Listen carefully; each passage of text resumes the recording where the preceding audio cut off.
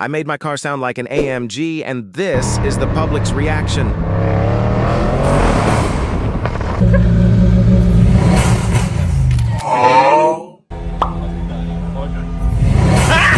Got him!